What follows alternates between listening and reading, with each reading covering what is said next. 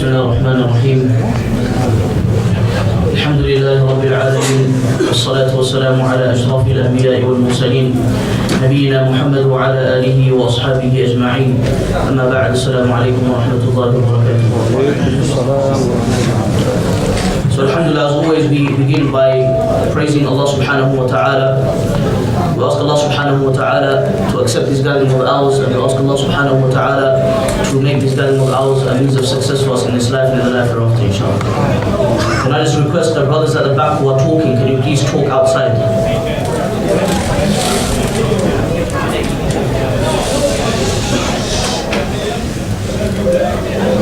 MashaAllah, brothers are very excited for Eid.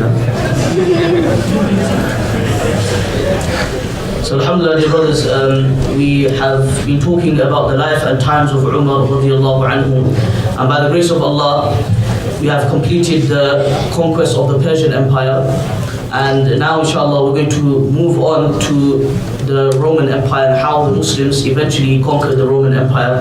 Now this is so much detail, and there's a lot of detail that I really want to go into, and let's see how far we get, because we've only got a few days left till Ramadan, and this was a Ramadan series, but it seems like we may have to continue after Ramadan as well, right? So let's see what happens, inshallah.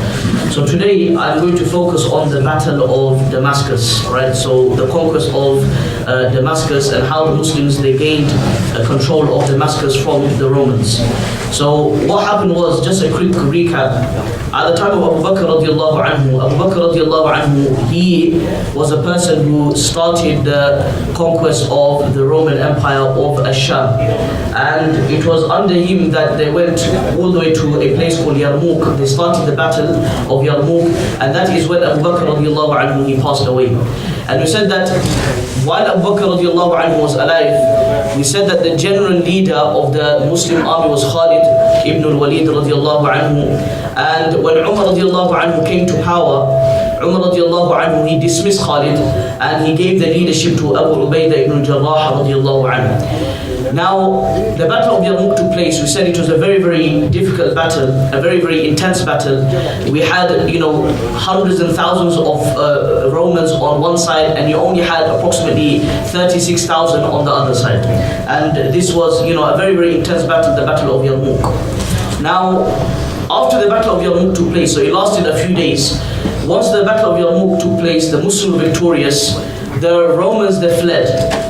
And now Abu Ubaidah ibn Jarrah radiallahu anhu, he found out that the Romans who got defeated and who survived the Battle of Yarmouk, they ended up in a place called Fihl, which is in Jordan, present-day Jordan.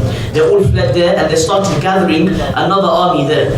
Now Abu Ubaidah ibn Jarrah radiallahu anhu, he found out, and he wrote to Umar radiallahu anhu. And Imam Ibn Kathir rahimahullah, he mentions the story that Abu Ubaidah ibn Jarrah, he wrote what happened to Umar radiallahu anhu. And Umar radiallahu anhu, he replied, and he said that don't go to Fihl, but rather go to Damascus, right? He said ibda bid Dimashq, that start with Damascus, فَإِنَّهُ حِصْنُ الروم, that it is the fortress of the Roman Empire, and it is where the Roman Empire, their throne and their kingdom, it is based in Damascus. So he says start with Damascus.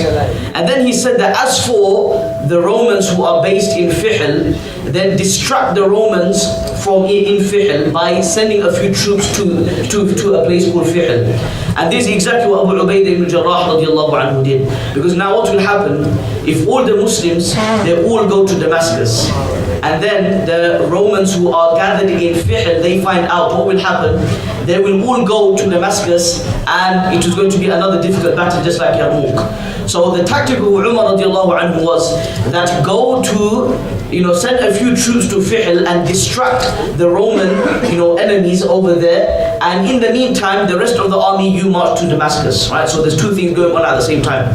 So this is exactly what Abu Ubaidah ibn Jarrah radiallahu anhu did. What he did, he appointed a few men, a few general leaders, and he sent approximately 10 of them. He sent them all with another, couple of hundred men. He sent them all to a place called Fihl, right?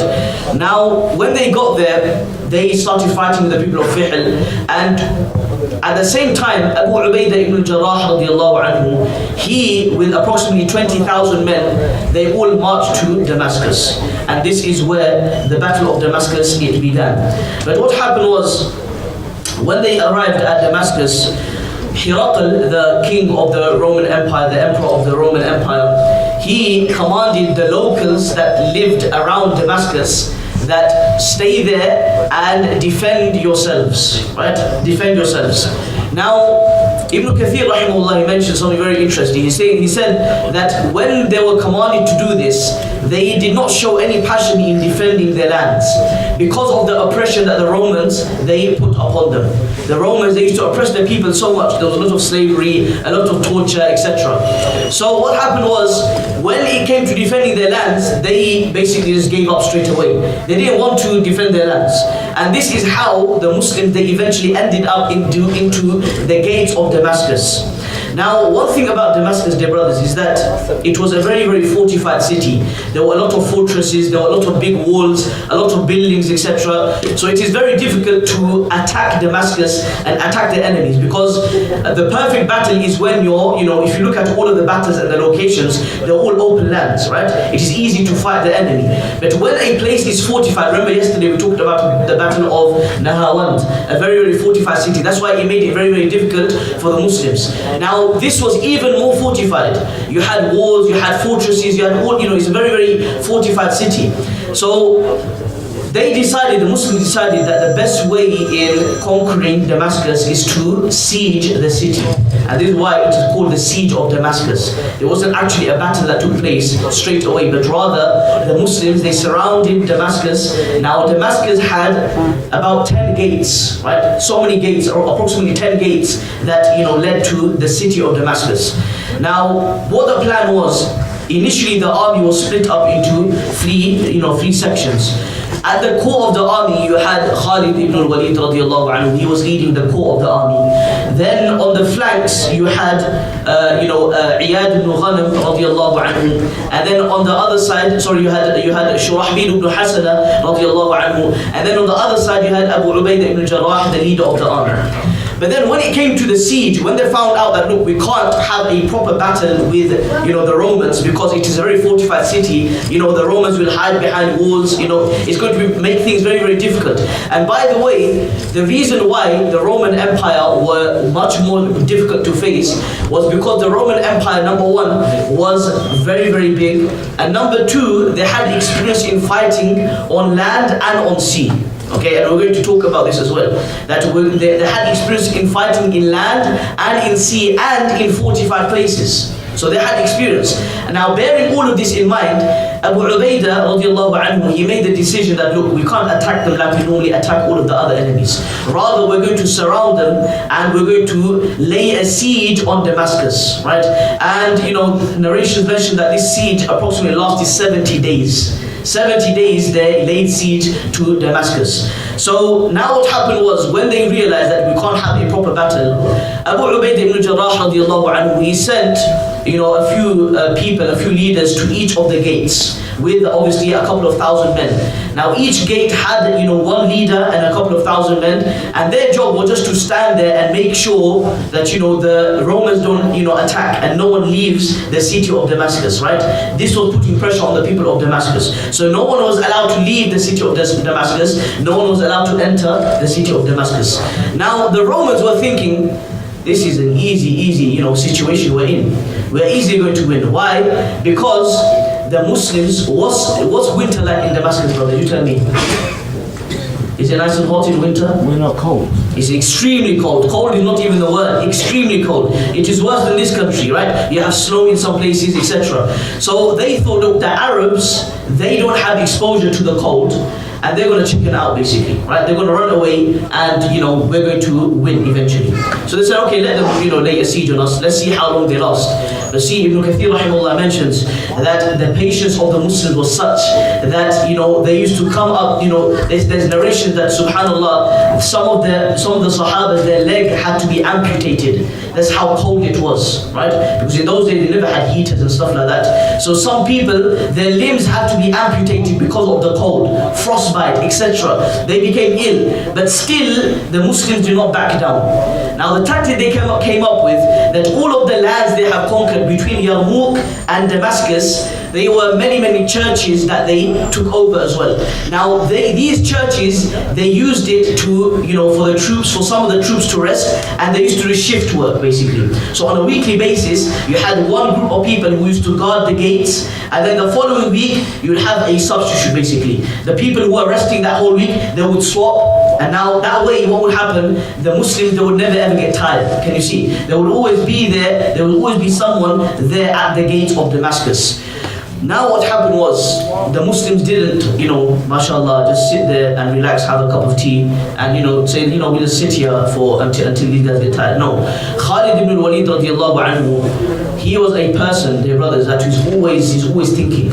He's never ever satisfied. He's always thinking, how can we make the situation better, right? This is the nature of Khalid ibn al-Walid radiallahu anhu. Now, remember we said Khalid ibn al-Walid radiallahu anhu, he wasn't the leader of the army, but he was still inside the army. When we said Umar radiallahu anhu dismissed him, that means that he wasn't the leader, he wasn't allowed to be the leader of the army. But he was still part of one of the main people when it came to tactics and ideas. He was the main influence in conquering Asham, right? So he came up with a plan, and he thought, what is the best way to enter Damascus, right? Because the ideal situation will be that we enter Damascus in a state that the Romans, they're unaware that we have entered Damascus, and we take them by surprise. This is the trick of Khalid ibn Walid radiallahu anhu. Now subhanallah, the help of Allah is such that what happened was, at that particular time, the Romans, they were celebrating a young child who was born in the royal family, and they were having a celebration, right? So they had their troops who were at the gates. But when the celebration intensified, and just like mashallah, we hear the brothers screaming and shouting just because it's Eid, mashallah. In the same way, the Romans, they were screaming and shouting, they were having a good time, and they were preoccupied with drinking, with eating, with dancing, music, etc. To such an extent that even the guards, they were distracted of their duties as well. Right? Now there's a lot of detail in this. I'm just solidifying it basically. I'm narrowing it all down. There's much more detail in how Khalid ibn Walid radiallahu anhu did all of this. But I'm just giving you the gist of it. So what happened was, when Khalid ibn Walid radiallahu anhu, he found out that this has happened, he called a few of the Sahaba radiallahu anhu. He took the permission of Abu Ubaidah radiallahu anhu, and he told them, look, this is now a perfect opportunity to enter Damascus, right? Perfect opportunity to enter Damascus. Now, when the Romans, they were, distracted, they were eating, they were drinking, this is when Khalid ibn Walid radiallahu anhu, with a couple of men, they entered Damascus, and all of the other troops that were around Damascus, they all went through the same entrance, right? So now all of the other guards, they were all waiting there, where all the Muslims were. But now what happened was, they all gathered and they all went to Damascus through one entrance, because that entrance, there are no guards there. And this is how they took, the people of Damascus by surprise, right? Now they went inside, and heavy battle took place, and eventually, slowly, because Damascus is a huge city, so the Muslims, they spread out. Abu Ubaidah ibn Jarrah radiallahu anhu, he appointed a few people to go to the north of Damascus, a few people to the west, to the south, to the east, etc. And their job was to make sure that there are no reinforcements. Right? Because if Hiraql finds out, what he will do, he will send, other people to Damascus, right? He will send people from Hims, he will send people from this place, Fihl as well. So their responsibility was to block any reinforcements, right? And at the same time, we had approximately 60,000 people inside Damascus, 60,000 troops inside Damascus, ready to face the Muslim. But because the tactics of Khalid ibn Walid radiallahu anhu was such that they took the Romans by surprise, that is why they were victorious. Now this ikhtilaf between the ulama, that was Damascus conquered by sulh, or was it conquered by battle? Was it conquered by treaty, or was it conquered by force? Right? Because you know, when you want to conquer a land, these are the two ways you can conquer a land. Either it will, you know, be through the battlefield, you will fight and then you will gain the land, or number two, the enemy will give up and they will do a peace treaty. Right? These are two ways that the Muslims, they used to conquer lands. So there's ikhtilaf between the ulama, but what seems likely is that part of Damascus was conquered, you know, by the sword, i.e. by force through battle, and part of Damascus was done by sulh, right, by peace treaty. So they just gave up and they gave the lands to the Muslims. And this is why, if you look into the books of Tariq, the books of history, you will find that those places in Syria and Damascus that were conquered by war, whenever they used to give their khutbah, they used to climb upon the minbar and they used to give the khutbah with the sword. Right? Those places that, so say for example, one place, one town was captured or was conquered by force, by battle, then in that town, the Jumu'ah khutbah, when the Imam he stands on the minbar, he will give the Jumu'ah khutbah with his sword drawn out. Right? To, you know, as a symbolic thing that, look, don't mess with us. If you try to rebel against us, the same fate is going to face you again. And those places which was conquered by sulh, by treaty, the Imam used to stand on the minbar and give his khutbah with a stick. Right? You know, we did it through izzah. Yeah? You submitted, you know, through honor. You didn't disgrace yourself by coming on the battlefield. Otherwise, we would have beaten you just like we beat all of the other people. Now, this was the situation in Damascus. So eventually, by the grace of Allah subhanahu wa ta'ala, Damascus fell into the hands of the Muslims. Now, as we mentioned, we had still a few troops who were in a place called Fihl. Now, Fihl was in Jordan. Now, what happened was, whilst all of this was going on in Damascus, Fihl was a place that, you know, a lot of the Romans, they were already there. But when Herakl found out that the Muslims, a majority of the Muslims are in Damascus, he sent loads of Romans to Damascus, which meant that the position in Fihl was very, very weak, right? So what happened immediately, you know, fighting took place, and with ease, the Muslims gained the land of Fihl as well.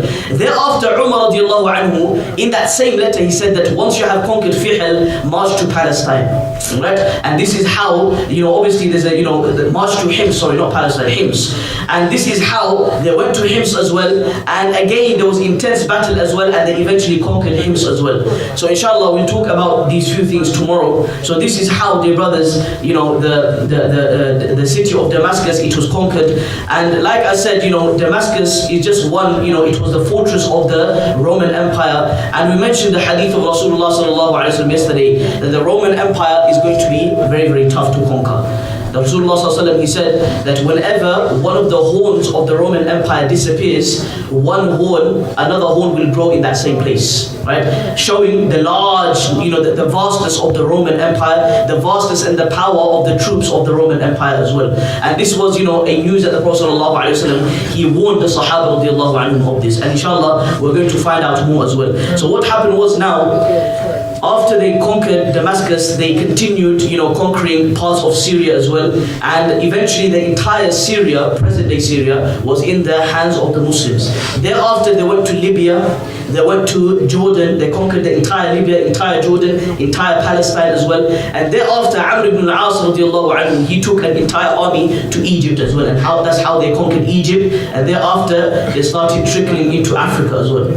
Right, so the brothers who are from Africa here, it's something very, very interesting. You know, at the time of Uthman radiallahu anhu, they started the conquest of Tunisia as well.